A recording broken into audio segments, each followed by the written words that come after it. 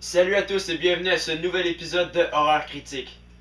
Pour la critique d'aujourd'hui, j'ai décidé de me gâter. Je vais critiquer un de mes films d'horreur préférés. C'est un film qui a été fait en 1974, qui a été interdit pendant très longtemps. The Texas Chainsaw Massacre, connu sous le titre français de Massacre à la tronçonneuse.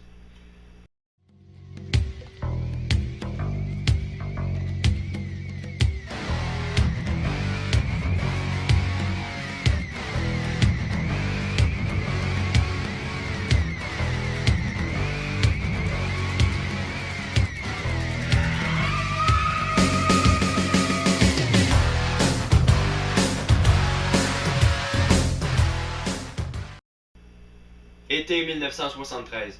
Sally et ses amis vont visiter un vieux cimetière au Texas où des voyous ont déterré des cadavres. Sally veut savoir si la tombe de son grand-père est intacte. En route, ils décident de faire le plein d'essence, mais la station-service est à court d'essence pour le moment.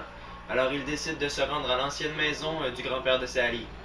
C'est alors qu'ils sont traqués par un boucher masqué, Leatherface, qui est muni d'une tronçonneuse, et par sa famille de cannibales. The Texas Chainsaw Massacre a un scénario impressionnant. Il est bien construit, les événements s'enchaînent parfaitement, et en plus, il est inspiré de faits réels. Le personnage de Leatherface est grandement inspiré du célèbre tueur Ed Gein. Celui-ci déterrait des cadavres, assassinait des femmes et se faisait des costumes avec leur peau. Bref, l'histoire de Texas Chainsaw Massacre m'a vraiment impressionné. Et la réalisation aussi. Le film est réalisé par un expert, Tobe Hooper.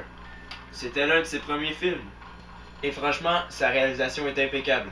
Il a même donné naissance à 3 suites, ainsi qu'un remake et une préquelle. Pour ce qui est du film qui est sorti récemment au cinéma, The Texas Chainsaw Massacre 3D, c'est également une suite au premier film de 1974. Ce film est un chef-d'œuvre, et pourtant le budget n'était pas si élevé. C'était un film amateur. Tobe Hooper a expliqué en entrevue qu'il avait remplacé toute la musique du film par des bruits de tronçonneuse. C'est vrai, le bruit d'une tronçonneuse peut remplacer n'importe quelle musique de film d'horreur. Et en plus, par la même occasion, ça fait un gain d'argent.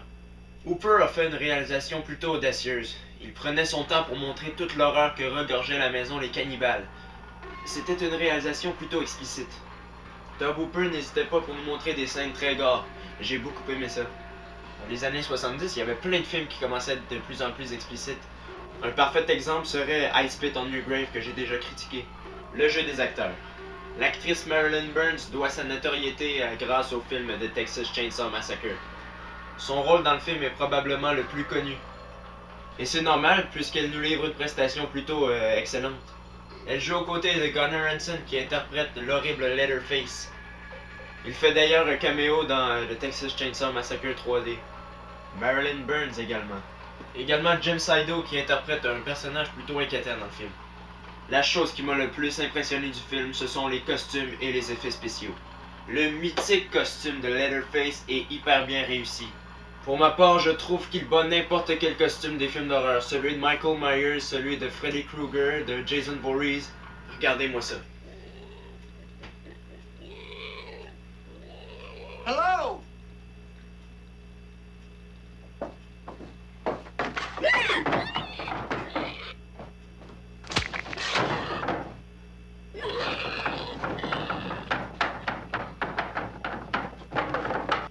En plus de faire peur, il dérange, puisque c'est un masque fait avec de la peau humaine. Vraiment, j'ai trouvé le costume très bien fait. Puis les effets spéciaux le sont également.